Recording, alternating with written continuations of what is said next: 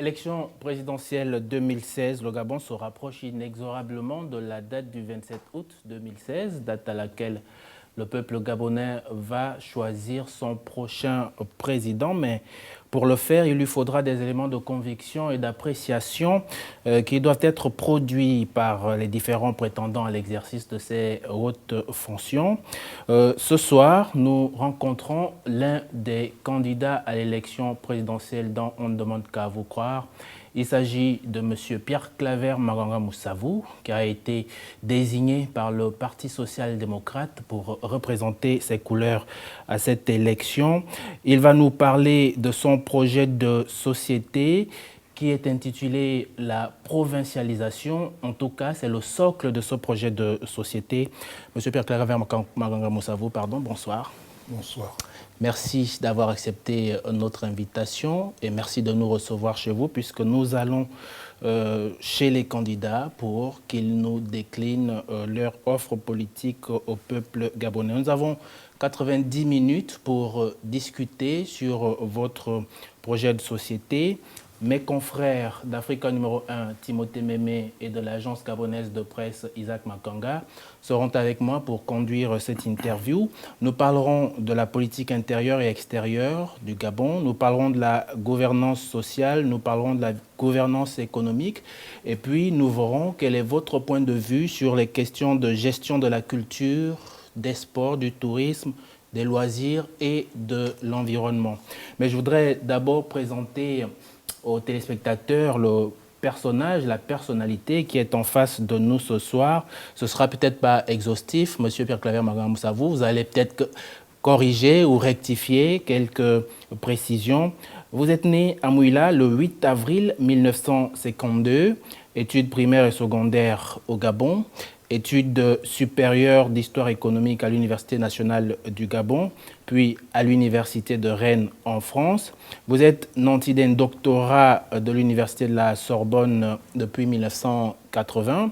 Vous avez travaillé comme inspecteur général des finances, comme conseiller économique et financier, puis administrateur de fonds au Fonds monétaire international, pardon.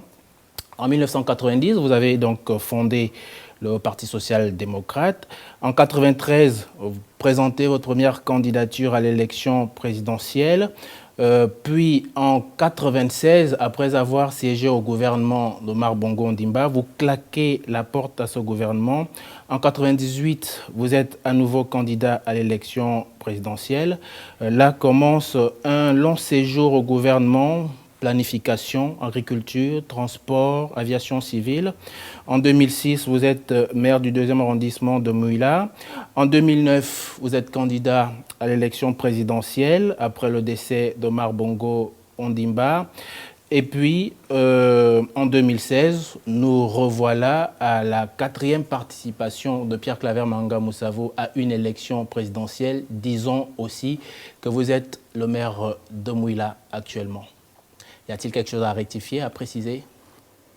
Je suis du ministère de l'économie et des finances. Je suis parce que je ne suis pas encore à la retraite, vous aurez constaté. C'est vrai que je suis inspecteur général des finances. J'ai été contrôleur général d'État, commissaire général à l'aménagement du territoire, non pas administrateur, mais conseiller au Fonds monétaire international, conseiller à la présidence de la République. Et ça n'est pas en 1998 que je rentre au gouvernement, mais c'est en 1994 que je rentre au gouvernement à l'issue des accords de Paris en qualité de ministre d'État, ministre de la planification et de l'aménagement du territoire.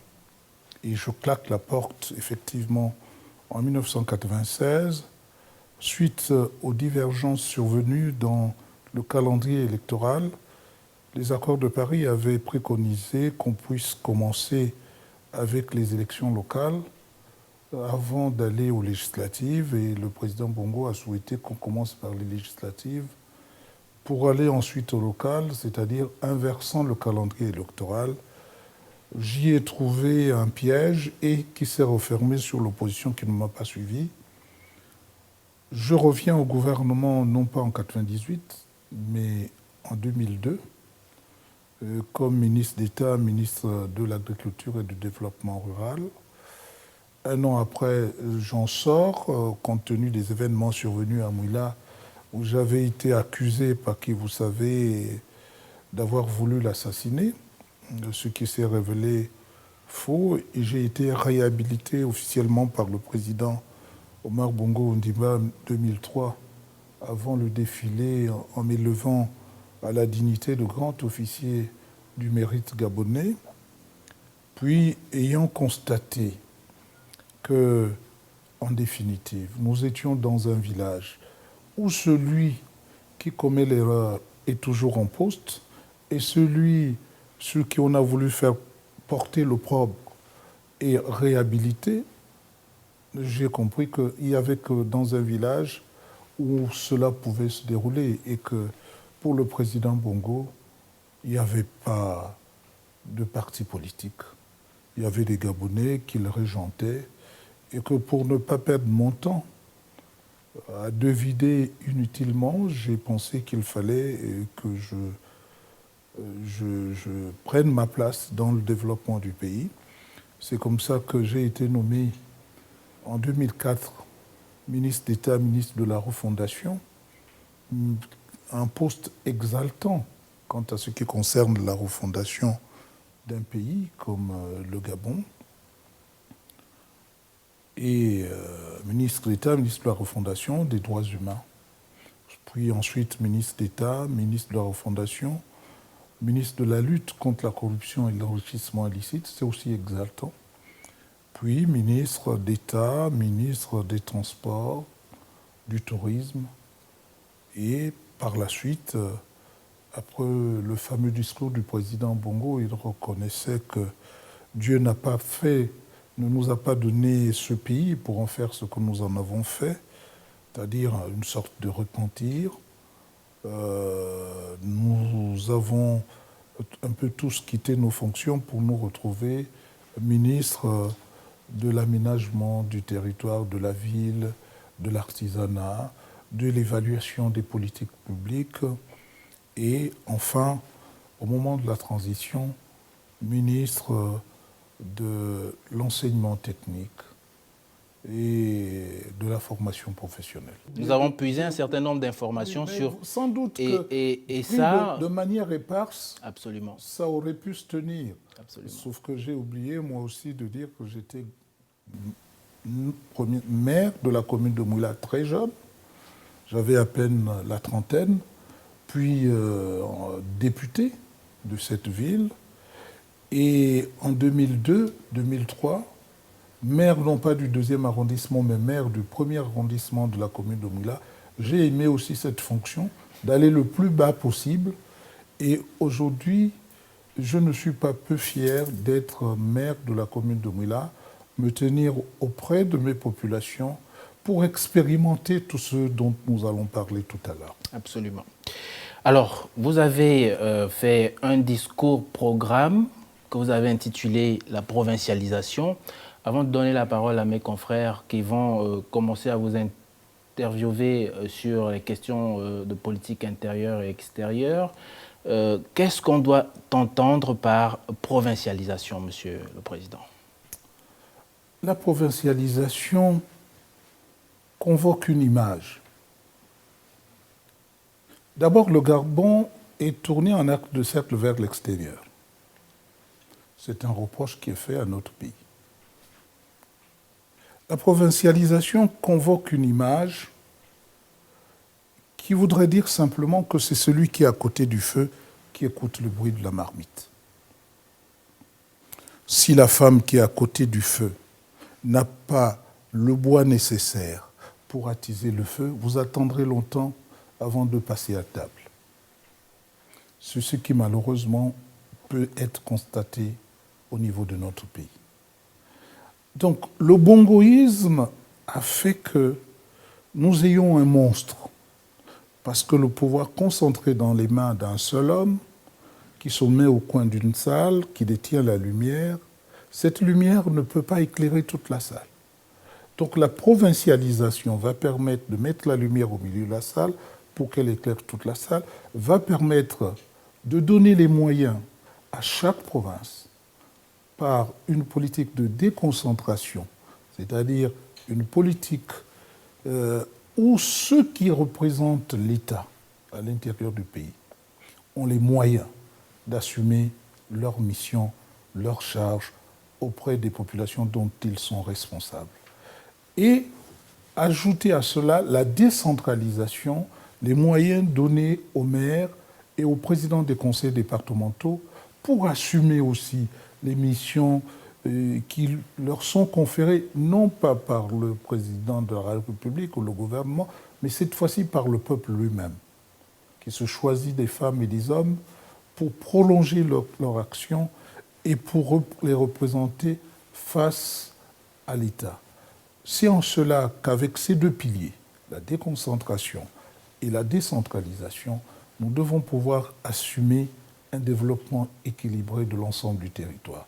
Je pars de l'idée qu'en donnant 20 milliards en moyenne par province et en constituant des gouverneurs, ministres d'État, gouverneurs de province, avec 3 adjoints qui s'occuperaient des problèmes d'éducation, des problèmes de santé, des problèmes d'infrastructure, qu'elles soient routières ou de construction au niveau de l'aménagement du territoire, c'est-à-dire une province a un certain nombre d'investissements à consentir. Quand vous êtes dans un département, vous avez un certain nombre d'infrastructures qui doivent concourir à conforter le département. Quand vous êtes dans un district, il y a aussi un certain nombre d'investissements à réaliser. Tout ceci doit être fait par le gouverneur de province, entouré de 3 vice-gouverneurs qui gèrent les 20 milliards et les investissements appropriés chaque année pour la province, sous le contrôle du gouvernement, sous le contrôle du président de la République. Vous remarquerez que le ministre d'État, gouverneur de province, c'est un exécutif provincial qui se met en place. Et ainsi, cela devrait choquer le Gabonais qui sait désormais que ce n'est pas le ministre de la région qui vient se pavaner dans la région, qui régente la région, mais la région est dirigée par une personnalité politique de choix qui occupe le rang de ministre d'État, gouverneur de la province, et qui répond directement de cela du chef de l'État et donc de l'exécutif, puisque c'est le pendant de l'exécutif. De l'autre côté, donner 1/10 du budget de l'État en raison de 1/10, si vous avez 3 000 milliards, 300, ça fait 300 milliards à répartir entre les communes et les départements, au prorata de l'importance de la population, de tout ce qu'on veut atteindre comme objectif, avec pour but, pour les maires, de construire des logements sociaux, de s'occuper des voiries, de l'assainissement, et par ailleurs de faire en sorte qu'ils s'occupent d'un volet éducatif, la construction des haltes garderies, des crèches, des écoles, des dispensaires, fournir ces écoles de moyens adéquats pour le développement de l'enfant. Tout ceci, c'est une politique de proximité qui ne peut se faire à partir de Libreville, la capitale, mais qui ne peut se faire qu'à partir des femmes et des hommes qui sont placés auprès de ces populations et qui écoutent tous les jours les récriminations et qui aujourd'hui ne sont pas à même de trouver des solutions aux maux qui minent le quotidien des Gabonais parce qu'eux-mêmes sont démunis de tout et sont là prostrés dans une situation d'indolence, d'incapacité, parce que quelqu'un dispose de tout et ne donne rien, ne répartit rien, pensant que le pouvoir est un gâteau, alors que le pouvoir est un poids tel qu'il faille le répartir pour que les uns et les autres participent à l'essor. Alors, Monsieur le Président, est-ce qu'aujourd'hui vous vous sentez incompris? Parce que c'est quand même une constante, votre projet de société, la provincialisation. Je crois savoir que c'est toujours la même idée que vous défendez depuis 1993. Est-ce que vous vous sentez incompris par les populations puisque depuis 1993, vous n'avez pas été élu président de la République avec le projet de la provincialisation? Poser la question ainsi, ça voudrait dire que quelqu'un d'autre, en dehors du Bongo, a été élu. Or, le système est un système de fraude. On ne saura jamais qui a quoi, qui a bénéficié de tel ou tel autre soutien. On suppute qu'en 1993, Mba Abessol a gagné l'élection. Mais on suppute aussi que Maganga Moussavou a fait un très bon score. Et ça a surpris tout le monde. Et c'est pour cette raison que j'ai été nommé ministre d'État. Parce qu'on peut mentir aux autres, mais pas se mentir à soi-même. Quel a été votre score, Monsieur le Président? Pardon? Quel était votre score en 93? Mais je ne le saurai jamais. Le score officiel? Mais je ne sais pas. Peut-être 3, 4, 5%, mais ça sert à quoi? Alors que la réalité, si je n'avais que cela, pourquoi de tout temps le président Bongo m'a toujours nommé ministre d'État? C'est parce que les résultats de 1993 ont souvent parlé en ma faveur. Donc, on a accolé à chacun de nous des résultats qui n'étaient pas les bons résultats. Monsieur le Président, on va ouvrir la première enveloppe, politique intérieure et extérieure, et on va démarrer par Timothée Mémé avec les questions de sécurité. Oui. Monsieur le Président, vous dites bien que la provincialisation, ce n'est pas une vue de l'esprit. Est-ce que vous avez pensé au garde-fou lorsqu'on pense à la manière dont les mairies, par exemple, sont gérées? C'est géré avec des fortunes diverses. Vous connaissez les gestions des mairies. Vous en parlez pour en parler. La mairie de Libreville, qui a des moyens, elle est mal gérée parce qu'il y a laxisme et parce que le pouvoir gagne à ce qu'une mairie soit mal gérée. Mais prenons le cas de la mairie de Mouila, où je consacre de mes moyens. Je suis arrivé à l'hôtel de ville, le bureau du maire ne ressemblait à rien. Il est tout petit, mais allez voir maintenant. J'ai consacré mes moyens pour améliorer le dispositif. Les 2 salles de mariage, de réception, d'apparat, avec mes propres moyens, j'ai investi pour que l'environnement soit sain. Parce que mon père m'a appris une chose, de ne pas aimer,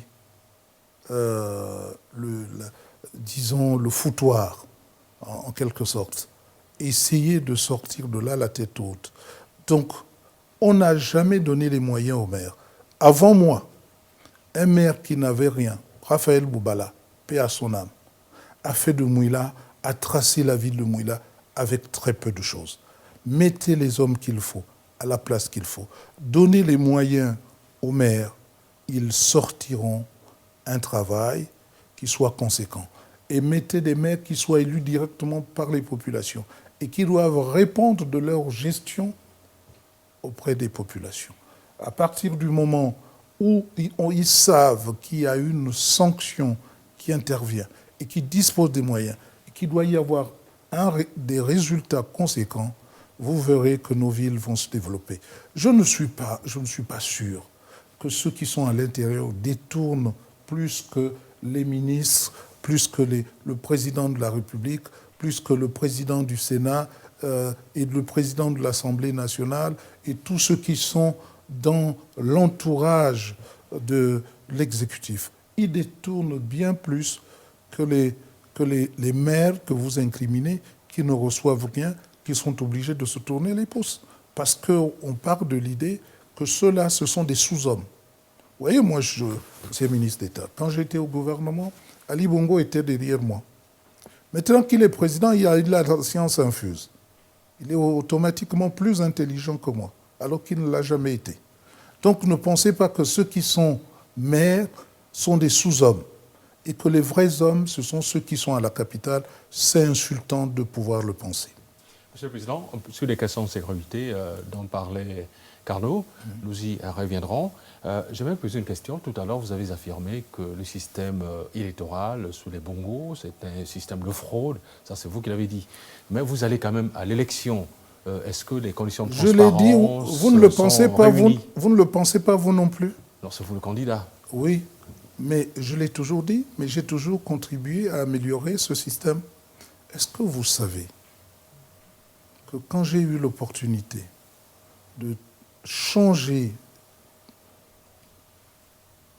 l'idée qu'on pouvait rendre les conseils municipaux départementaux volatiles, c'est-à-dire qu'on pouvait faire démissionner, j'ai fait prendre une disposition aux accords de Paris pour qu'il y ait moins de distractions à ce niveau, que les conseils municipaux départementaux soient stables.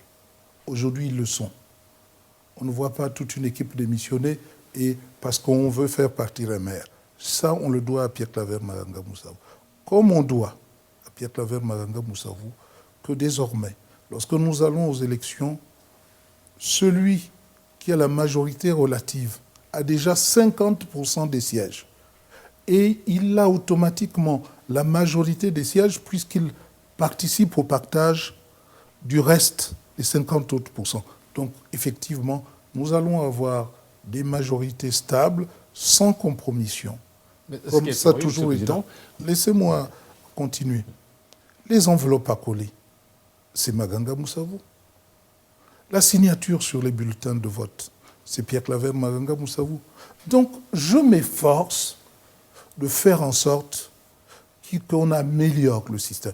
Mais en face, les gens ne veulent pas de la transparence, de la démocratie. Ils se nourrissent d'un système faux. Nous vivons sur le faux. Ce n'est pas vous, qui êtes journaliste, à qui je vais l'apprendre. Vous le savez bien. Mais votre rôle, c'est de poser des questions. Et le mien, c'est de répondre. Mais nous sommes en phase tous les deux. Je le ressens. Je ressens que vous êtes d'accord avec ce que je dis parce que vous ne pouvez pas, vous ne vivez pas dans une autre planète, sur une autre planète. Vous vivez au Gabon et vous savez que la fraude, en 1993, les résultats, Chambrier lui-même, qui a incité Mboumoubou Yakou à aller annoncer les faux résultats, il s'est dévoilé lui-même. Il s'est repenti. En 1998, ça a été la même chose. Pour peu que j'ai eu une altercation avec Mboumoubou Yakou, j'ai eu 0,001%. En 2009, vous savez ce qui s'est passé avec les confidences des uns des autres, des gens qui parlent, qui savent que tous les résultats étaient absolument inversés. Donc, voyez-vous, nous sommes assis sur une gestion erronée, sur le faux, et qui dit le faux dit que, je peux vous dire, jeune expert du ministère de l'économie et des finances, j'ai entendu mes aînés dire le Fonds monétaire est là, il faut arranger les chiffres. On ment au Fonds monétaire international. On croit mentir au Fonds monétaire international. On se ment à soi-même. Voyez-vous? Donc, nous sommes dans une situation où le mensonge fait office de vérité. Mais, Monsieur le Président, là-dessus, oui.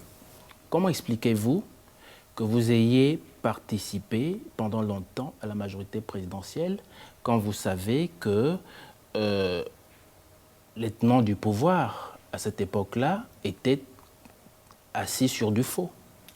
Vous n'avez pas compris que je n'ai qu'un seul pays, le Gabon. Vous n'avez pas compris que j'ai été faire des études pour mon pays, mais pas pour moi-même.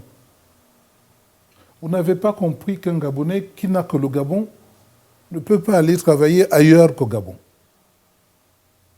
Et on vit au Gabon, on ne peut pas les raser, on ne peut pas les tuer, on ne peut pas les chasser. On vit avec. Quand, en 1996, j'ai vu que le président Omar Bongo était en train de nous rouler dans la farine, j'ai claqué la porte.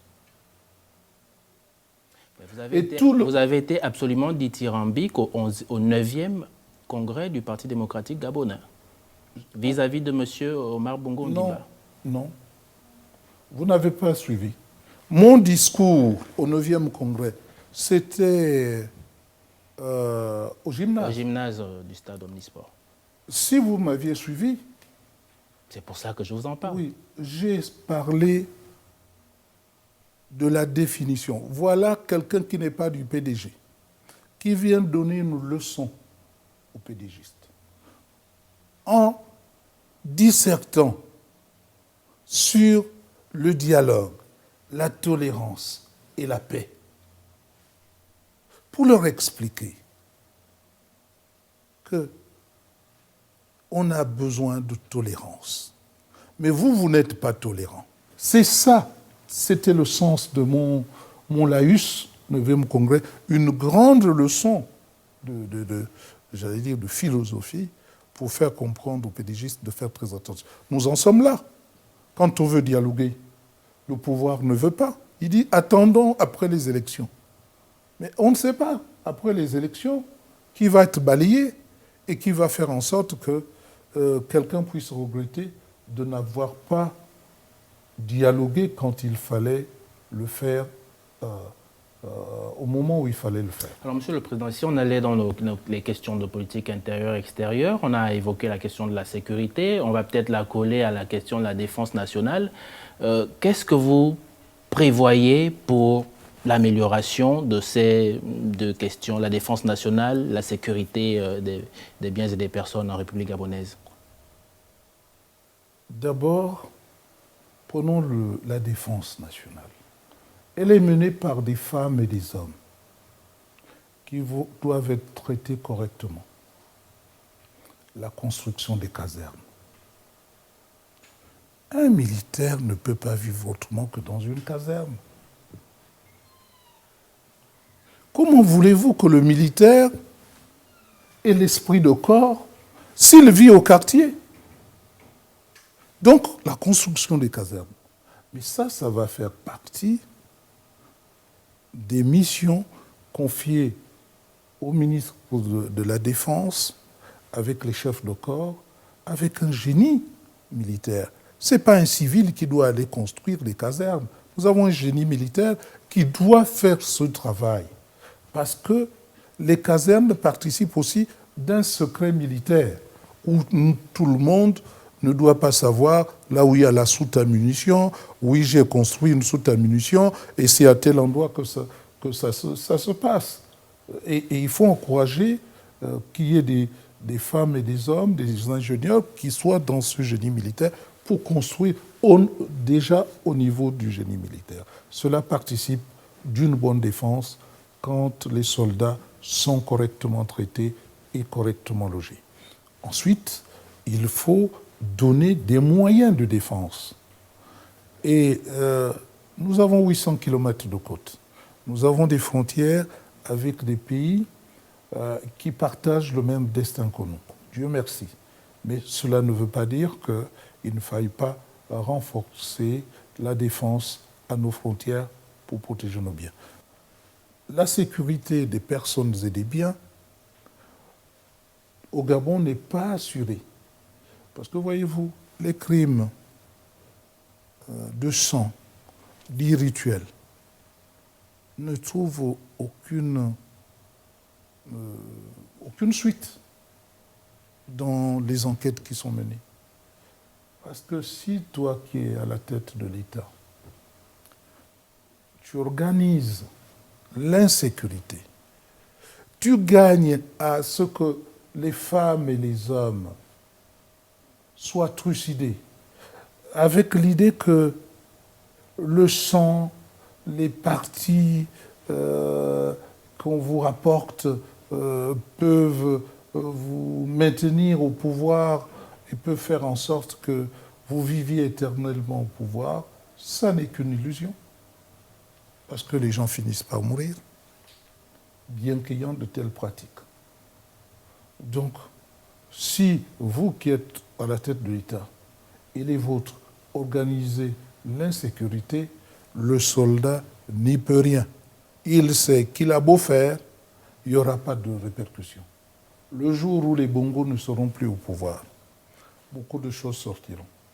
Et je suis sûr qu'on risque d'ouvrir un procès contre le président Omar Bongo quand tout sera su de ces pratiques, quand on saura des pratiques d'Ali Bongo et de ces milieux-là, qui font semblant, qui font des marches pour dire plus jamais les crimes rituels, mais qui les poursuivent allègrement et qui plutôt recrutent à ses côtés des gens notoirement connus comme étant des criminels.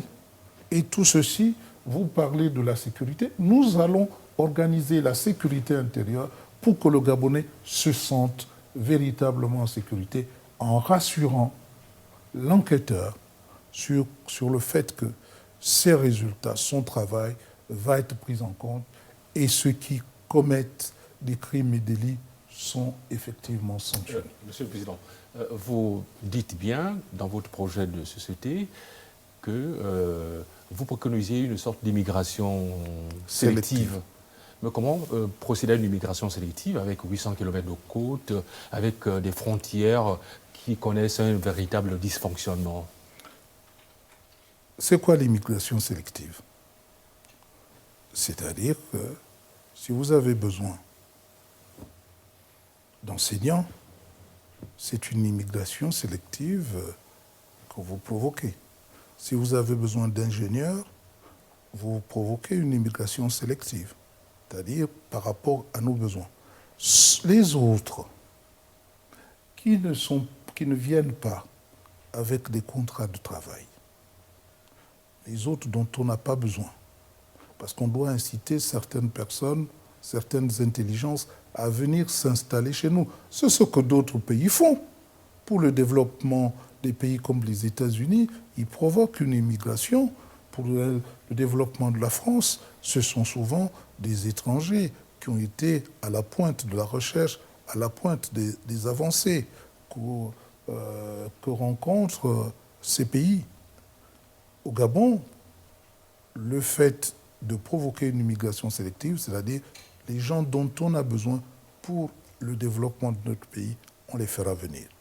Ceux qui viennent en culotte courte, à la nage ou en pirogue, je mettrai en place un dispositif qui fera en sorte que s'ils viennent pour s'enrichir et repartir, les Western Union, je les supprimerai. Sans qu'il y ait une quelconque dérogation.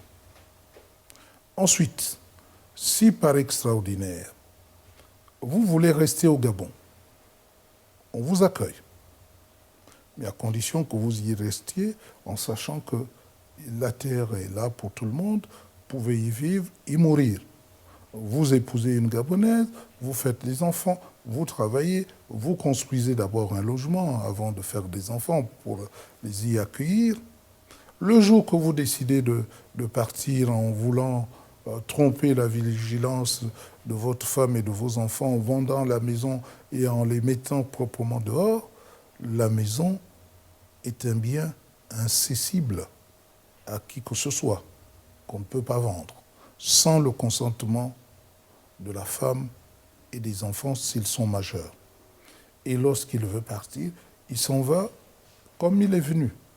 Donc, lorsque, à l'étranger, on saura qu'au Gabon, ce n'est plus le laxisme, qu'on ne peut plus transférer ses fonds comme on veut, et que, par ailleurs, il n'est plus possible à quelqu'un qui vient dans notre pays, qui veuille s'investir dans un domaine réservé exclusivement aux Gabonais, le petit commerce sera exclusivement réservé aux Gabonais. À partir de ce moment, plus personne ne verra que les 800 km de côte sont une passoire. Il y a déjà une limite psychologique qui fera en sorte que les gens se disent autant ne pas aller au Gabon parce que là-bas, tout est difficile. Est-ce que vous ne craignez Monsieur le pas Président, de on va marquer une pause dans une minute et donner la parole à Isaac Makanga pour sa question. Isaac. Oui, Monsieur le Président, par rapport à la question que nous venons d'évoquer, il y a toujours un reproche qu'on fait à notre pays, le Gabon, celui du poids démographique. Aujourd'hui, c'est 4 habitants au kilomètre carré, c'est très faible. Si on met de telles politiques, est-ce que vous arriverez finalement à un développement vraiment, véritablement... Si vous m'avez lu, vous avez compris que moi, je cherche à avoir une politique, je cherche à mettre en place des politiques natalistes et une immigration sélective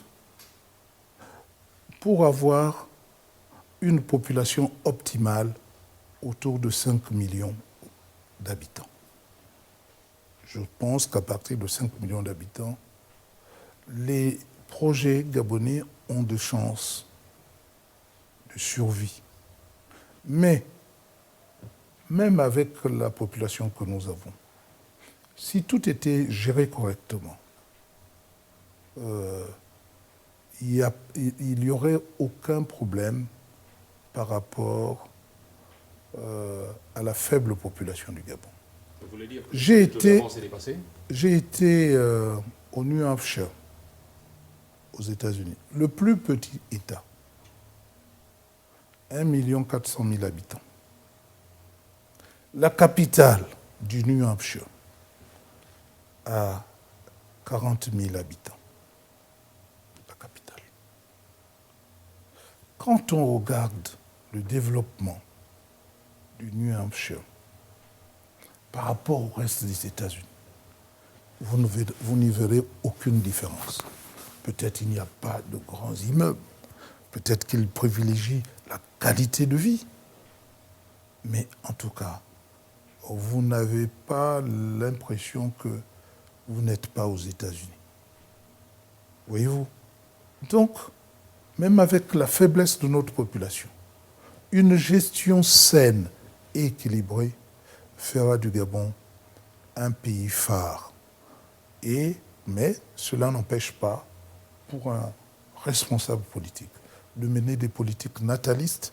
C'est pourquoi je voudrais inciter les Gabonais, non pas à avoir des familles pléthoriques, mais au moins avoir 5 enfants, et bien élever ces enfants-là, en donnant comme allocation familiale 25 000 francs par enfant, en sachant qu'avec 5 enfants, vous avez 125 000, et que si vous avez 150 000, vous aurez comme revenu mensuel 275 000 francs. Ce n'est pas beaucoup, mais c'est déjà à ça le minimum qui devrait être accordé à chaque Gabonais pour essayer de vivre assez correctement cette vie dans un pays où Dieu nous a donné des richesses qui sont inégalement réparties. Monsieur le Président, on va faire une pause à ce niveau-là pour passer à la gouvernance sociale et économique.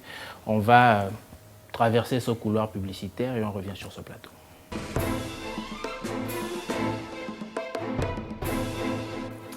Retour sur le plateau d'On ne demande qu'à vous croire. Vous le savez, le candidat Pierre-Claver Mahanga Moussavou du PSD est notre invité. Nous avons déjà passé 45 minutes à parler de politique intérieure et extérieure. On va à présent parler de gouvernance sociale et économique, les questions d'éducation et de formation avec Isaac Makanga. Monsieur le Président, on commencera par l'éducation. Je sais que dans votre programme de société, vous en parlez largement. Mais aujourd'hui, le Gabon est parmi les pays reconnus comme ayant un fort taux de scolarisation. Mais cependant, depuis 1990, on assiste à des soubresauts toujours dans le monde de l'éducation. Effectifs pléthoriques, déperditions scolaires, problèmes du bien-être des enseignants et tout l'ensemble du corpus de ce secteur. Vous, Président, que proposez-vous et dans combien de temps pour essayer de juguler ces problèmes qui sont récurrents chaque année? Il y a un élément important qui va transformer la fonction publique. C'est que le poste budgétaire ne sera plus attaché à l'individu, mais sera attaché à la structure. Lorsqu'on parle de carte scolaire, cela veut dire l'affectation des femmes et des hommes en fonction des postes budgétaires ouverts dans chaque établissement, en fonction des effectifs. Les problèmes de retard de paiement, cela ne devrait plus exister. D'autant plus que si on ouvre pour une école de Kokobiche 10 postes budgétaires, on y affectera 10 enseignants qui trouveront leur rémunération au trésor de Séan. Donc, il n'y aura plus de distance entre un fonctionnaire qui a un poste budgétaire ou qui vient d'être intégré dans la fonction publique, qui attendra 1 an ou 2 avant d'être rémunéré. Cela entraîne des problèmes dans la gestion du personnel. Et puis, il faut effectivement améliorer les revenus. Mais je ne pourrais pas tolérer que les enfants gabonais soient sacrifiés sur l'autel de la mauvaise gouvernance et que les enfants gabonais soient pris en otage. Mais l'on dit toujours, comme Monsieur le Président, ce n'est pas pour vous interrompre, que souvent les acteurs politiques choisissent ce terrain de l'éducation pour se faire la guerre, une guerre interposée. Est-ce que cela aussi n'est pas une des explications? Ceux qui feraient cela seraient proprement des assassins, non seulement de nos enfants, mais de notre pays. Moi, Président, je ne tolérerai pas cela. Parce que pour moi, tout investissement doit porter sur l'homme, par l'homme et pour l'homme. Donc, l'éducation, la formation sont des maîtres mots qui vont faire en sorte que le Gabon ait un avenir. Je ne lésinerai pas sur les moyens pour que ce secteur soit performant. Mais je ne voudrais pas non plus qu'on prenne nos jeunes en otage. Parce que chacun voudrait, parce que celui qui en haut ne montre pas suffisamment d'exemple et détourne à profusion, que l'enseignant se dit, au fond, pourquoi pas, moi je n'aurais pas aussi tel ou tel autre avantage. Montrons l'exemple. Et l'enseignant qui a été toujours quelqu'un qui a considéré sa fonction comme un sacerdoce, puisse s'y consacrer avec beaucoup de sérénité. Quels sont les chiffres que vous pouvez avancer pour ce secteur-là? Vous avez été en charge de la formation professionnelle. Et pour ce secteur, commençons d'abord par être pragmatiques. L'État, en dehors des allocations familiales, appuiera les familles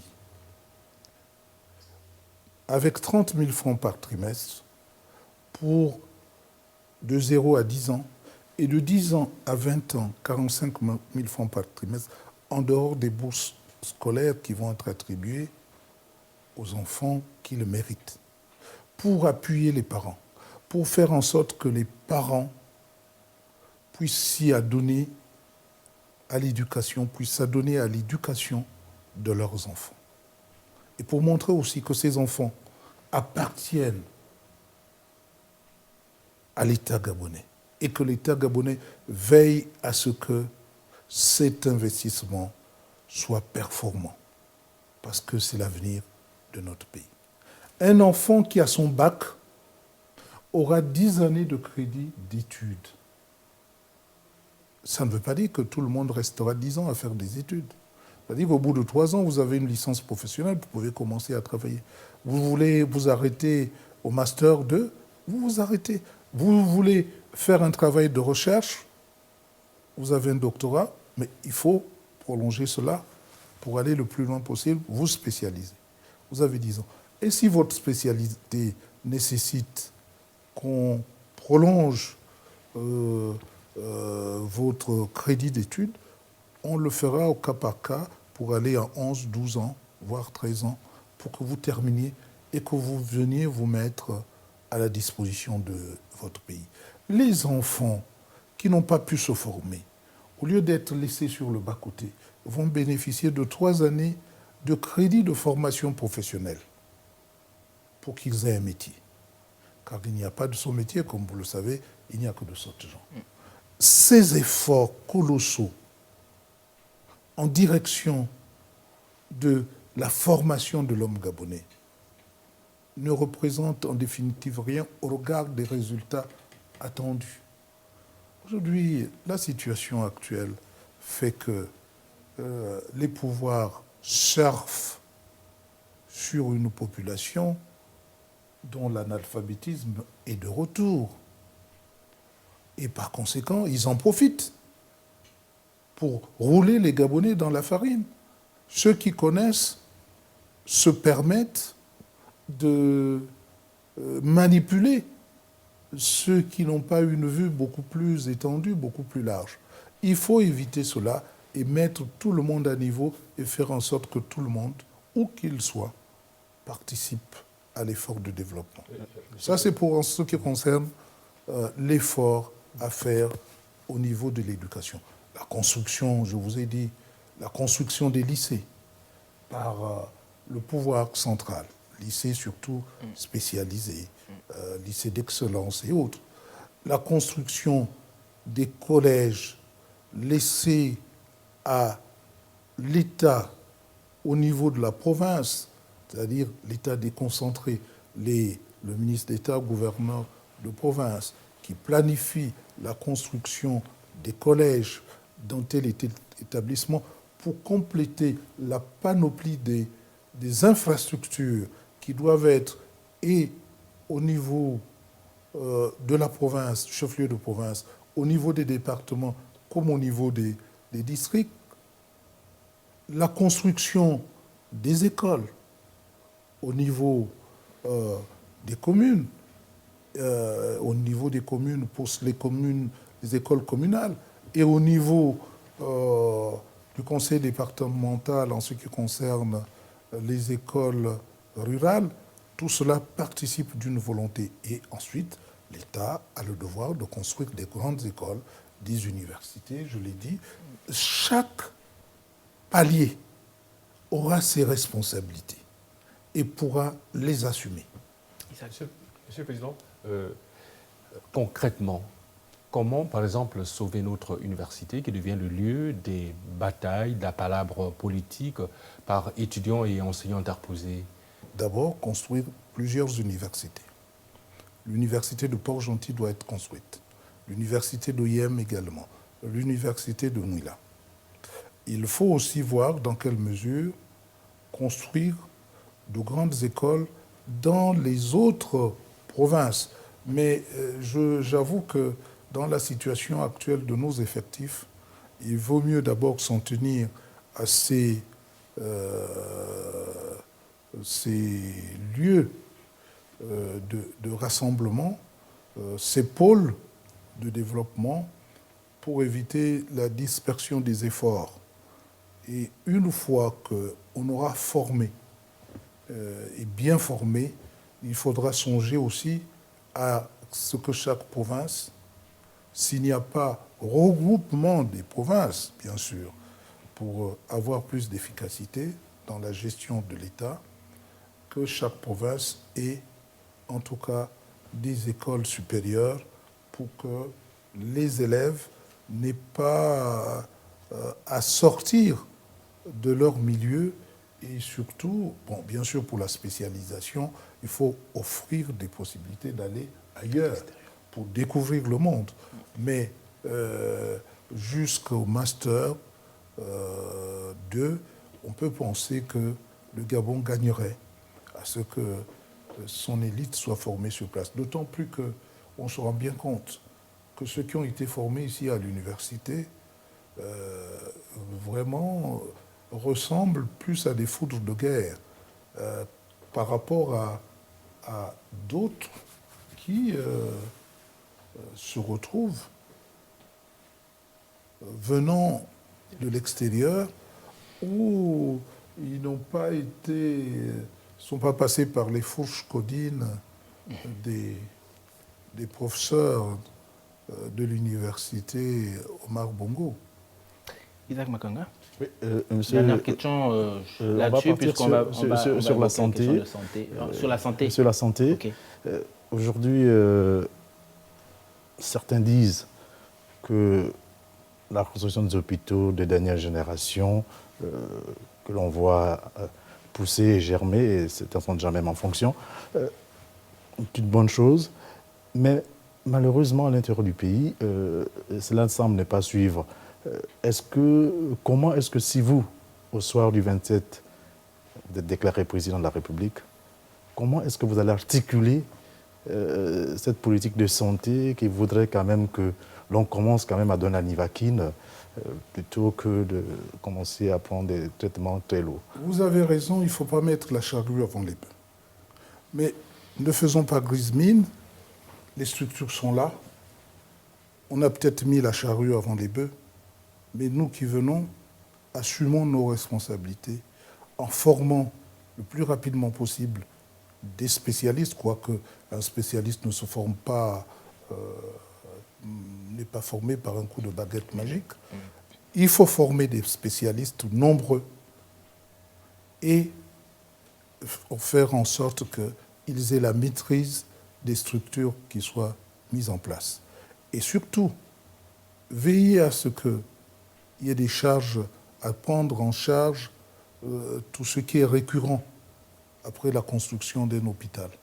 Le plus souvent, et c'est ce que je reproche à Ali Bongo, il a toujours eu un faible pour la construction des hôpitaux. Il a toujours eu un même fournisseur, sans tout doute qu'il y gagne à construire des hôpitaux. Même quand il était ministre des Affaires étrangères, son domaine de prédilection, c'était la construction des hôpitaux. Pendant ce temps, à l'extérieur du pays, les ambassades étaient complètement à l'abandon. Qu'est-ce que vous voulez insinuer, Monsieur le Président? J'insinue que si chacun faisait au moins son travail dans ce domaine, que les hôpitaux, c'est du domaine du ministre de la Santé. Est-ce que vous vous souvenez de qui est ministre de la Santé aujourd'hui? Vous savez qui? Non, vous ne le savez pas. Moi non plus. C'est le président Bongo qui est ministre de la Santé, qui est tout. C'est lui qui prend les initiatives en construisant des hôpitaux avec les Autrichiens, puisqu'il y gagne. On a construit des hôpitaux régionaux, et les Autrichiens ne sont pas ici en cause, mais on continue d'aller à l'hôpital Schweizer. On a construit, j'ai terminé les travaux des hôpitaux d'OIM, canadiens d'OIM et de Mouila, mais les populations, non seulement les populations de Langouillet, mais les populations du Gabon tout entier, continuent d'aller à Bongolo. Donc, et si vous allez voir Bongolo, vous dites, mais quel hôpital? Il n'a d'hôpital que le nom, en quelque sorte. Mais ce que les gens y suivent, c'est la qualité des soins. C'est le personnel qui est là. C'est la présence de médicaments. Oui, Monsieur le Président. Or, dans nos hôpitaux, on n'arrive même pas. Celui qui est chargé de fournir les médicaments les détourne. Justement, les gens n'ont pas conscience. Oui. Justement, vous avez bien fait d'aborder le sujet. La politique du médicament. Aujourd'hui, on a la CNAMGS. Mais les fournisseurs, parfois, vous venez tout de suite de le dire, comment est-ce que vous ferez en sorte qu'il n'y ait pas cette interruption sur les produits que l'on pouvait mettre à la disposition des populations? Vous savez, ce n'est pas du ressort du président de la République. C'est votre politique quand même que vous impulsez. Oui, c'est de la responsabilité du ministre de la Santé qui doit mettre en place une politique de la santé. Et le président doit y veiller. si vous avez des femmes et des hommes incompétents, il faut les remplacer par d'autres pour qu'ils assument cette politique. Et veiller à ce que le Gabonais soit bien soigné. On dit souvent, prosaïquement, la santé avant tout. Effectivement, la santé avant tout. Un esprit sain dans un corps sain. Si le corps est malade, il est sûr et certain que Monsieur le Président, nous ne pouvons pas assumer le développement avec des femmes et des hommes malades, avec une jeunesse malade. Alors, Donc, Monsieur le Président, qu'est-ce que vous on proposez? a... Pardon? Qu'est-ce que vous proposez là-dessus? Mais c'est ce que je viens de dire. Il faut construire des infrastructures.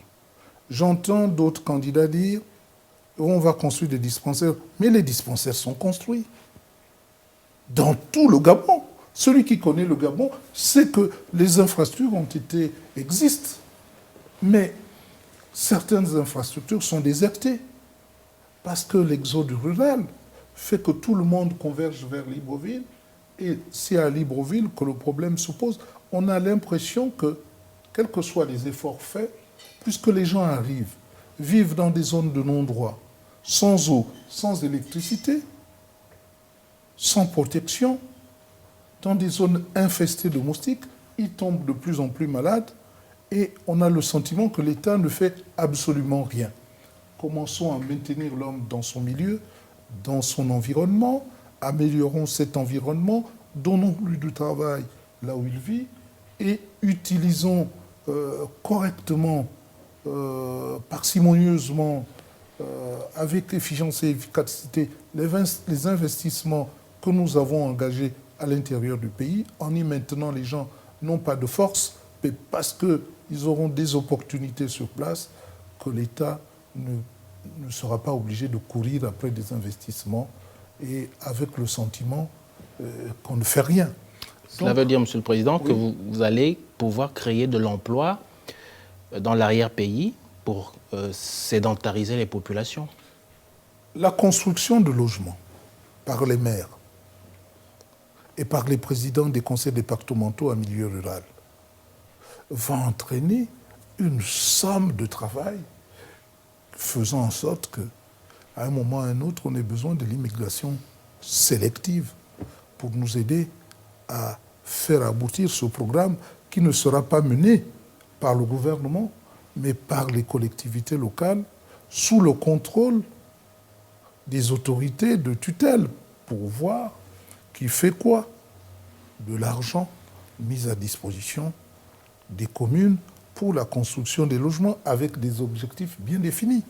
Vous pouvez avancer un chiffre sur le septennat, si vous arrivez bien sûr. Ce que je sais, c'est qu'aujourd'hui, c'est pourquoi je suis maire, je construis des logements en dur avec 2 millions de 3 chambres. C'est possible?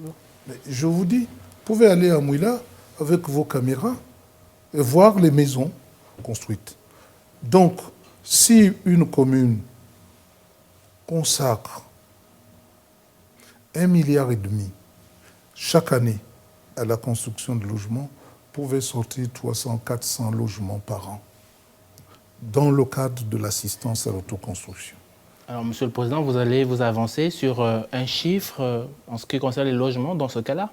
Est-ce qu'on peut s'attendre à 1 millier de logements par an, 2 milliers, 3 milliers? C'est du ressort des collectivités locales, tant dans les villes que dans les villages, en fonction des moyens qu'ils auront. Cela veut dire, Monsieur le Président, que vous n'aurez pas un regard dessus? Mais bien sûr que si. Voilà. C'est-à-dire qu'en fonction de ce qu'on leur demande de consacrer par logement, en faisant l'effort de consacrer cela, vous verrez qu'on n'a pas besoin d'avancer un chiffre. Les résultats parleront d'eux-mêmes. Je ne suis pas là pour avancer des chiffres qui n'ont aucun sens. Donnons les moyens aux collectivités locales. Faisons en sorte qu'on mette des femmes et des hommes qu'il faut, qui soient capables de gérer nos communes et nos conseils départementaux. Mettons les gouverneurs des grands commis de l'État à la tête de de nos provinces, entourés de vice-gouverneurs, 3, pour former un mini-gouvernement, un mini-exécutif provincial, avec des préfets qui vont assumer un certain nombre de missions de développement, alors vous aurez impulsé le développement et par conséquent, vous aurez fait que partout à la fois, ce n'est pas des milliers, c'est pas un millier de logements, mais c'est des milliers de logements qui se feront jour parce qu'il y aura de l'émulation. Chaque commune voudra faire mieux que l'autre, la commune voisine, en ayant des résultats performants. C'est cela que nous voulons susciter. Monsieur le Président, on va avancer dans le débat, on va tomber sur la route. Mais avant cela, il me revient quelque chose à l'esprit. La provincialisation telle que vous la présentez, est-ce que cela ne va pas susciter des véhémences, des vérités plutôt fédéralistes? Parce que quand on a un super ministre, je ne sais pas si c'est renommé, est-ce qu'il ne va pas-il prendre... Le ministre d'État est nommé par le président de la République en vue de faire la politique du président de la République élu. Il est nommé pour 3 ans, pour lui donner le temps. Au bout de 3 ans, un bilan est fait. S'il n'est pas performant, on le change. Il n'est pas forcément un ministre d'État de la province. Il est nommé par le président, comme on nomme les autres membres du gouvernement. Sauf que je voudrais que ne portent les titres de ministre d'État que les gouverneurs de province, par rapport aux autres membres du gouvernement qui doivent savoir que les gouverneurs de province ne sont pas des sous-hommes, que ce sont des personnalités de premier plan qui ont en charge le développement de toute une province. C'est une lourde responsabilité. Aujourd'hui, il est prévu, il est recensé plus de 11 km de route au Gabon, mais seulement près de 3000 sont bitumés en 56 ans d'existence du pays. C'est 600 et quelques kilomètres de route qui dit avoir réalisé. Et donc encore ce chiffre est maquillé et faux, parce que dans ces kilomètres de route, on compte Mouila Fougamou, on compte les Bambandédé. Mais ce sont des routes que nous avons lancées tous, membres du gouvernement, d'Omar Bongo Ondimba. Mais qui n'ont jamais vu le jour. Si, les travaux avaient été lancés. Vous vous souviendrez, par la présidente par intérim. Mais quand elle va lancer les travaux ont déjà commencé. Vous savez, quand on lance les travaux, à moins de poser une pierre, mais le lancement des travaux suppose que les travaux ont déjà démarré. Il se gargarise du fait que son prédécesseur, en plus de 40 ans, aurait conçu moins de routes que il se mandature. Il se gargarise. Lui, il est qui? Sans Omar Bongo. C'est Omar Bongo qui l'a fabriqué. C'est Omar Bongo qui a fait qu'il soit là. C'est grâce à Omar Bongo qu'il est aujourd'hui président de la République. Lui, il est qui sans Omar Bongo? Et il a influencé beaucoup de décisions, de mauvaises décisions d'Omar Bongo. Il faisait et défaisait les hommes politiques. Il le sait, je le sais. Alors, qu'ils ne disent pas comme si c'était Maganga Moussavou qui venait et qui disait « les autres ont fait ». Mais lui, c'est Omar Bongo. Omar Bongo, c'est lui. C'est le prolongement d'Omar Bongo. Il doit pouvoir assumer. C'est quand même une honte qu'un fils nie le travail de son père, d'autant plus qu'il a contribué à cette situation médiocre des résultats de son père. Le plus ancien homme politique du Gabon, c'est qui? C'est Ali Bongo Ondimba. Il était au cœur du pouvoir. Il a infléchi toutes les décisions de son père. Et donc, n'allez pas nous faire croire qu'un fils qui tue son père pour tenter de se maintenir au pouvoir aurait fait mieux que son père. Quand on voit le comportement des Gabonaises et des Gabonais qu'il appelle à ses côtés, souvent ce sont des cancres. Je m'excuse.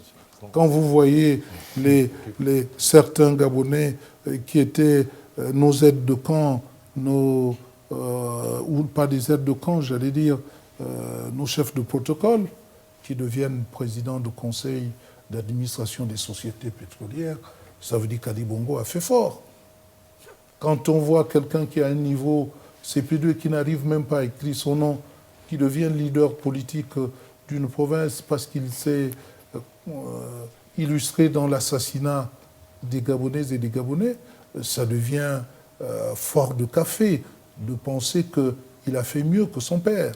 Donc, en matière de route, c'est mieux pour nous que nous retombions sur ses pieds. Oui, on peut reconnaître qu'il a lancé l'opération de Tchengué-Omboué et que pour blanchir l'argent, il ait fait le pont de Mayumba en y prévoyant un chemin de fer tout en sachant que en dehors de ce morceau qui est prévu, on attendra longtemps, à moins d'être là pour faire rêver les Gabonais, on attendra longtemps que le chemin de fer parte de Franceville en passant par Mbigou pour aller jusqu'à Mayumba, n'est-ce pas? Donc arrêtons de tromper les Gabonaises et les Gabonais. Et donc, il n'a rien fait. Il a distrait. Le blanchiment de l'argent vient de quoi? Vient du fait que Santoulo va consacrer, sans que cela soit prévu au budget de l'État, va demander à préfinancer un pont sans contrôle des travaux, sans qu'une étude préalable ait été menée pour savoir ce que ça coûte. C'est une affaire entre Ali Bongo, président du conseil d'administration des agences, et Santoulo. D'où vient-il que Santoulo puisse consacrer autant d'argent? Moi, je suppose que ça fait partie des milliards laissés par Omar Bongo, mis à la disposition de Santoulo pour faire les travaux, pour qu'ensuite on reverse à Santoulo, qui à son tour reverse à Ali Bongo, et le tour est joué, n'est-ce pas? Santoulo se plaint de ne pas être payé à temps. Santoulo se plaint de ne pas être payé à temps, mais vous voyez, Santoulo continue à faire les travaux. Donc ça devient comme une vaste comédie. Oui, nous restons sur votre projet. Vous avez peur qu'on dise un certain nombre de choses? Non, je crois que les Gabonais auront tout à gagner. Mais c'est ce que vous qu'on déclinez. Fait. Mais c'est ce que je fais. Votre projet. Voilà pourquoi je dis... La route fait dépendre le développement du commerce. La route fait dépendre la circulation des marchandises, la circulation des biens. La route fait dépendre la circulation des hommes et des femmes dans ce pays. La route fait dépendre le sentiment d'appartenance à une même nation. Donc la route est un projet structurant, d'importance. Mais la route, la vraie route, une route nationale, moi je la ferai en 2 fois 2 voies. Donc tout ce qui est fait aujourd'hui, ou lorsque vous partez de Libreville, vous vivez un véritable calvaire, même sur la route dite bitumée, sinueuse, mortifère, d'une voie, 2 voies, avec des camions qui roulent à tombeau ouvert, pour permettez-moi cette expression, qui roulent donc dans une vitesse démentielle.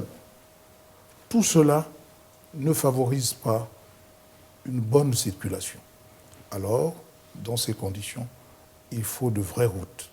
Et les routes au Gabon ne sont pas encore véritablement construites au regard de l'idée qu'on doit se faire d'une vraie route. Il y a des pistes qui aujourd'hui sont bitumées, mais il faut une route parce que le Gabon mérite une route. une route avec des dorsales nord-sud,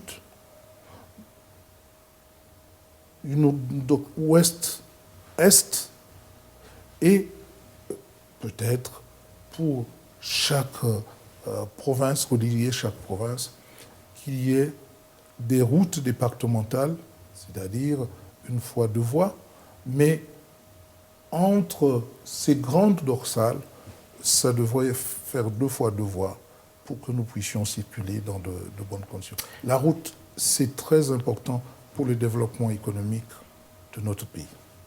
Alors, Monsieur le Président, on va parler d'agriculture à présent. Nous savons que le pays est fortement dépendant de l'extérieur en ce qui concerne un certain nombre de produits agricoles. On prendra l'exemple du Cameroun, d'où nous arrive la tomate, la banane. Quelle est la politique que vous mettriez en place une fois président de la République pour intensifier l'agriculture dans notre pays? Je dois reconnaître qu'avec l'opération Graines, puisque je circule le pays, les Gabonais se sont lancés dans la culture du manioc, principalement.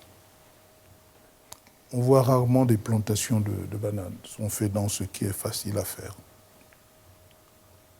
Mais on ne sait pas comment transformer cela. Donc je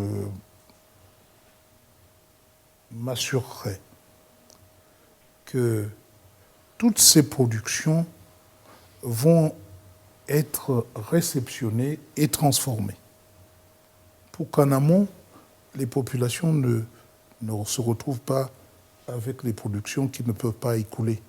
Ça risque de les décourager. Donc il faut renforcer cela, produire davantage, mais pas seulement une seule production, il faut les diversifier. Et ensuite, avec les quotas à l'extérieur, pouvoir vendre, consommer, produire ce qui serait bon de produire pour le Gabon, constituer par certaines méthodes des stocks pour la sécurité alimentaire au cas de survenue de crise, de problème, et le surplus doit être écoulé à l'extérieur pour les devises qui sont nécessaires pour le développement de notre pays. Si le Cameroun déverse des produits, nous n'avons pas à craindre du Cameroun. Produisons davantage, produisons à des coûts défiant toute concurrence, et vous verrez que c'est nous qui allons envoyer nos productions au Cameroun. Ou que les Camerounais, voyant que leur production ne peut pas résister à la concurrence, n'enverront plus leurs produits ici, au Gabon. Et cela est possible de faire. Avant que Timothée et Isaac n'abordent le volet tourisme, sport et loisirs, culture également, on va terminer ce volet avec les questions des finances publiques. Est-ce que vous entendez mettre en place une sorte d'assainissement des finances publiques, notamment ce qui est généralement dit dans les quartiers, la réduction du train de vie de l'État? Qu'est-ce que vous entendez faire là-dessus? Je crois que le quartier dit des choses intéressantes, mais nous parlons de la lutte contre la corruption, la lutte contre l'enrichissement illicite, la lutte contre la gabegie, contre les dépenses ostentatoires. Et ce comportement va nous amener effectivement à avoir la maîtrise des finances publiques, des dépenses publiques, qui doivent être opérées avec efficience, efficacité, pour le bien-être de nos populations. Le moindre sous dépensé doit être justifié. Et l'exemple vient d'en haut. Vous voyez un pays comme le Gabon, qui avait une compagnie de transport, Air Gabon, est réduit à être le dernier de la classe. Quelle honte!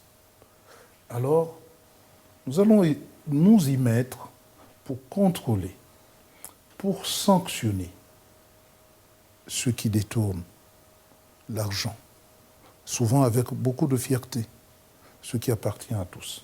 Beaucoup, au moment de nous suivre, peuvent dire, mais vous, mais c'est parce qu'ils ne me connaissent pas. Moi, j'ai été ministre du Plan, parce qu'on parle souvent de ça, de l'aménagement du territoire. Casimir Oyemba, mon ami, et Bongo et les autres m'ont enlevé le volet financier. C'est-à-dire que je n'étais pas ordonnateur délégué du budget d'investissement. Mais cela ne m'a pas empêché de planifier un certain nombre de projets.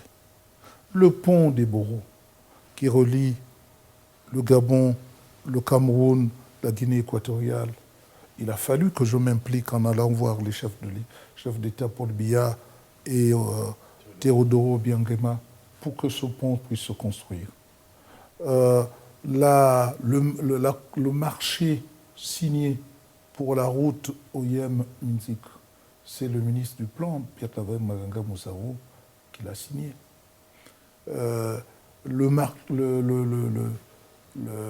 L'hôpital canadien dont se targue Ali Bongo, je l'ai trouvé à l'arrêt, comme celui de Mouila.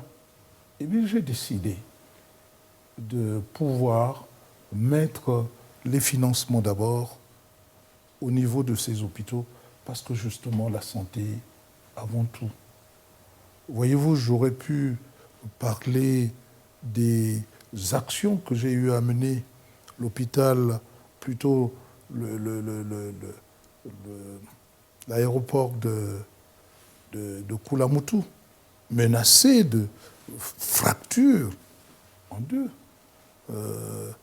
J'ai tout fait pour mettre des financements pour réparer cela. Et aujourd'hui, je ne suis pas peu fier que les populations de Kulamutu, de Guélolo, puissent toujours fréquenter cet aéroport. Et les désenclavements d'Ibonji, en construisant des ponts un peu partout, faire en sorte que l'on puisse, l'aéroport de Mouila, tous les investissements liés à l'État dans cette ville, associent le nom de Pierre-Claver Maganga Moussarou, d'où le souci pour un homme politique, un homme public, d'apporter sa contribution au développement de notre pays. Et je ne suis pas de ceux qui, bien que n'ayant pas été au cœur du pouvoir, peuvent dire qu'ils n'ont pas décidé. Moi, je n'allais pas consulter Omar Bongo. Je ne le fréquentais que très peu. Mais s'agissant de mon ministère, je faisais ce qui me semblait être dans mes missions sans avoir besoin d'aller voir le chef de l'État pour lui demander si je pouvais mener telle ou telle action. C'est là la différence avec les autres. Dernier volet, Monsieur le Président,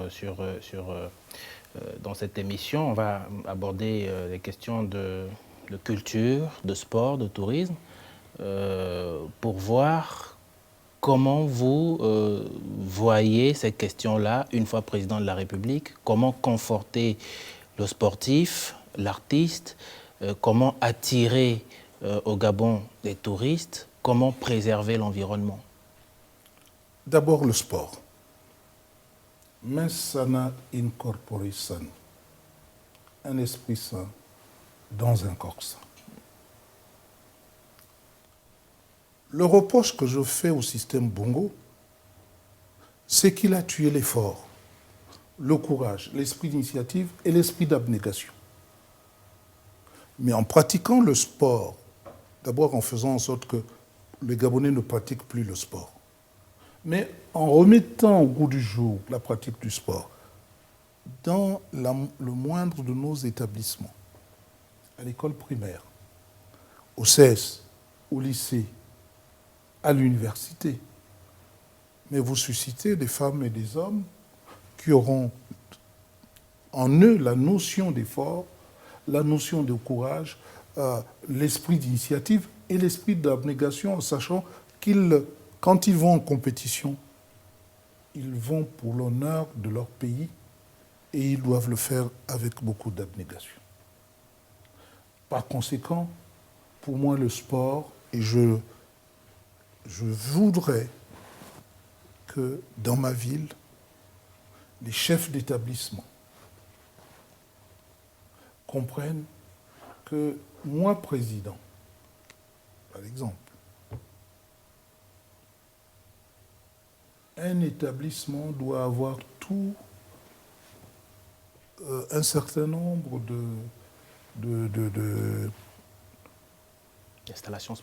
d'installations sportives et surtout, dans chaque établissement, on doit pouvoir pratiquer le football. On doit pouvoir pratiquer au moins le basket, le handball, le volley. Des sports collectifs qui incitent à l'effort, qui incitent au courage. Et c'est avec ça que nous formerons non seulement des hommes et des femmes portés vers le développement de notre pays, mais qu'à l'occasion des compétitions, nous pouvons trouver un vivier dense pour que nous allons aligner contre d'autres nations. On remarque que le Gabon met beaucoup d'argent dans ce sport professionnel. On remarque qu'il y a des sélectionneurs qui empochent 20-30 millions par mois. Est-ce que c'est une priorité, le sport professionnel, pour un pays se développer, un pays qui peine à offrir le minimum vital à son peuple, un pays qui se construit? Est-ce que c'est une priorité? Si on utilise correctement les moyens de l'État, on peut se hisser ou se laisser aller à faire un sport d'élite avec le professionnalisme, surtout si l'argent est correctement géré. Mais lorsqu'on pointe du doigt quelque chose, ne regardez pas le doigt, regardez la direction. Et donc ça n'est pas ça le problème. Le problème, c'est la façon de gérer l'argent de l'État, de l'utiliser. Et avant de faire, puisqu'il s'agit de sport, d'aller au professionnalisme, il faut s'assurer que ce professionnalisme va être alimenté par des individualités, mais qui se retrouvent à l'école primaire au départ, au CES, au lycée, à l'université, et qui viennent, et qui, parallèlement pour certains, participent à ce sport de qualité pour la compétition, pour l'intérêt du pays. Vous savez qu'il n'y a plus de guerre, il ne devait plus y avoir de guerre, mais c'est la guerre, c'est au niveau des sports, la compétition, c'est à ce niveau. Aux Jeux Olympiques, vous voyez, la France était triste de n'avoir qu'une seule médaille. Aujourd'hui, elle se dit, combien? 9. Elle est fière. Parce que c'est là que se passe la véritable compétition désormais. Question de culture. On va évoluer sur le loisir. Malheureusement, Libreville étant la vitrine. Oui, le sport fait partie des loisirs. Et les loisirs, il n'y en a pas malheureusement. Il est évident que si nous voulons avoir une jeunesse qui a des activités saines, il faut organiser les loisirs des jeunes. Il n'y a même plus dans ce pays, dans cette ville de Libreville, un seul endroit où vous pouvez y aller en promenade, un jardin, un grand jardin public. Il n'y en a pas. Et on ne peut pas trouver un endroit où les enfants peuvent aller, les tout petits, jouer au toboggan et à la corde et autre chose. Il n'y a pas d'espace dédié à la jeunesse. Donc, tout cela doit être corrigé rapidement. Et vous pouvez me faire confiance parce que je meurs d'envie de faire en sorte que nos jeunes soient occupés sainement. Je meurs d'envie de remettre au goût du jour nos cultures. Et d'ailleurs, à Mouila, en tant que maire, les 17 août, j'ai dit que je ne veux pas entendre parler du football le 17 août à Mouila. C'est le jour où il y a une sorte de convivialité, où nous devons renouer avec notre culture pour nos danses, pour voir le Mwanda, pour voir la danse Inyunga, pour voir la danse mongala, avec tout ce qui fait notre culture. Et quand vous tressaillez de voir cela, je crois que vous avez réussi à faire en sorte que les Gabonais renouent avec leur culture.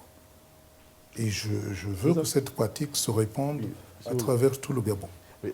Une question importante concernant l'environnement, c'est le problème aujourd'hui des pachydermes qui pose énormément de problèmes. C'est vrai que le Gabon, c'est une bonne chose, consacrer près de 11% de son territoire pour la préservation de la biodiversité. Mais aujourd'hui, les populations se plaignent que les éléphants attaquent désormais leurs champs, donc leur source de vie. Vous, comment est-ce que vous allez aborder la question, puisque la loi actuellement interdit de les tuer et les gens sont même condamnés et font de la prison? Vous savez, la protection des pachydermes, comme vous dites, des éléphants, devrait aller de pair avec le développement du tourisme. On protège l'éléphant, il n'y a pas de touristes pour voir l'éléphant. Parce que c'est d'abord fait pour ça aussi. Et puis parce que l'écosystème veut que l'éléphant aussi permet de prolonger l'activité de planting, par exemple de l'Okoumé et autres. Mais ceci dit, j'ai prévu dans mon programme d'action, la provincialisation, de définir une agriculture sédentaire. C'est pourquoi l'école des cadres ruraux d'Oyem, pour moi, il ne devrait pas y avoir une seule école. Il devrait y avoir plusieurs écoles. Quasiment les centres de formation professionnelle dédiés à l'agriculture pour l'encadrement des conseils départementaux, donc l'encadrement du milieu rural. La sédentarisation des cultures va faire en sorte qu'on puisse définir des périmètres protégés par de larges et profonds sillons qui protègent des pachydermes. Si un pachyderme vient du côté de la zone de survie de l'homme, il est exposé, j'allais dire, à la sanction de l'homme.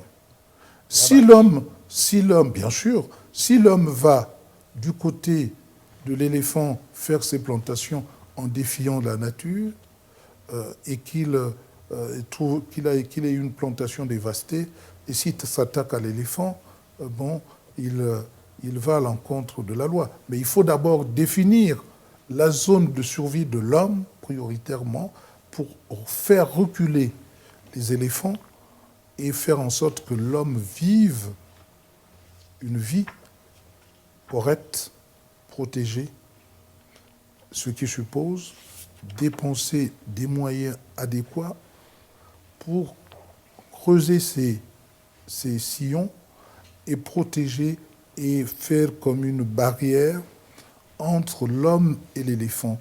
Laisser à l'éléphant sa zone de survie et laisser à l'homme sa zone de survie. Donc les cultures sur brûlis et autres ne seront plus des pratiques. Donc il faut d'autres techniques qu'il faut réinventer ou implanter au Gabon. Mais pour cela, il faut d'abord former des femmes et des hommes aux nouvelles techniques culturelles, les écoles de formation, les cadres, comme des cadres ruraux de Yem, devraient être légion dans notre pays si nous voulons aboutir à changer, à transformer les méthodes culturelles dans notre pays. Monsieur le Président, nous venons de toucher à la fin de cette émission. Nous allons vous inviter, s'il vous plaît, à signer le livre d'or de notre émission.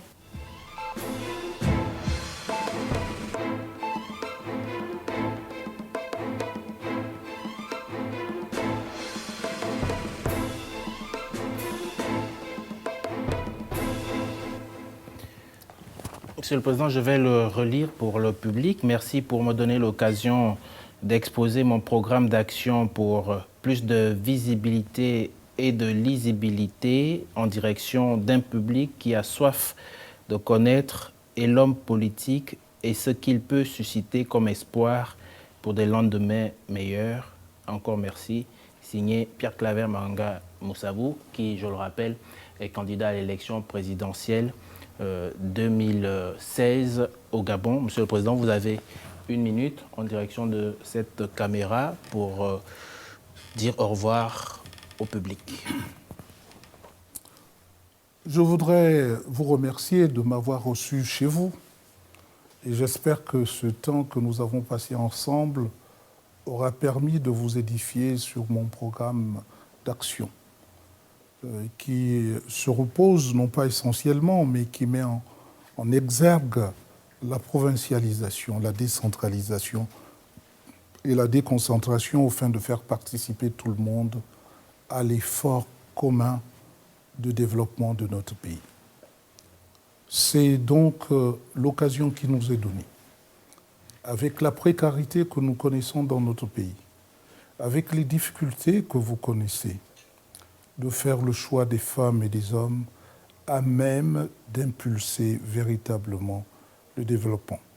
Je sais que nous sommes en saison sèche et qu'à cette occasion, les veuves surtout, délaissées, seraient disposées à se servir de celui qui vient à passer avec une hache bien aiguisée, mais de se retrouver grugées dans une plantation qui ne sera pas abattue parce que la personne va passer son temps à ronfler.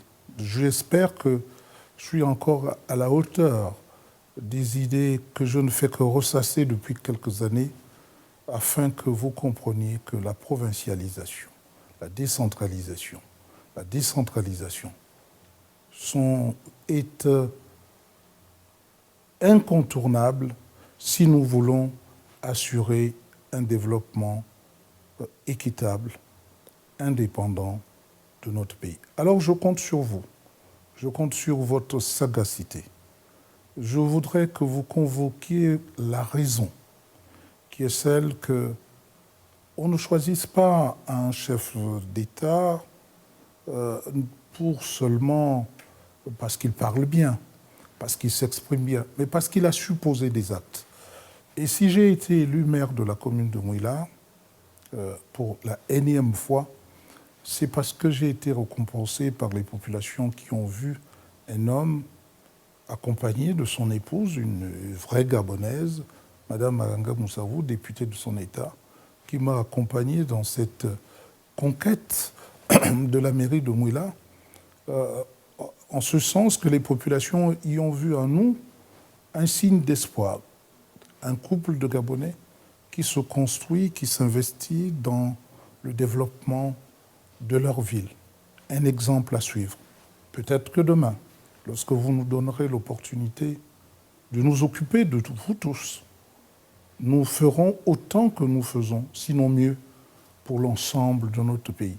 Non pas en considérant que la charge que vous allez nous donner, c'est un cadeau, mais c'est un lourd fardeau que nous aimerions porter avec d'autres. D'où la nécessité de donner les moyens à ceux qui sont proches des populations, qui écoutent les récriminations des populations, les sollicitations des populations, leur donner les moyens d'assumer leur mission.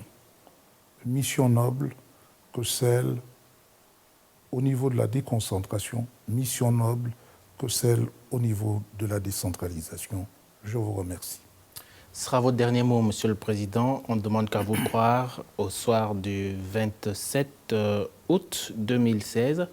On ne demande qu'à vous croire, c'est terminé. Merci à vous d'être restés nombreux devant votre petit écran pour suivre cette émission. Je voudrais remercier mes collègues Isaac Makanga de l'agence gabonaise de presse, Timothée Mémé d'Africa numéro 1. Merci à toute l'équipe technique. On se retrouve demain. Bonsoir.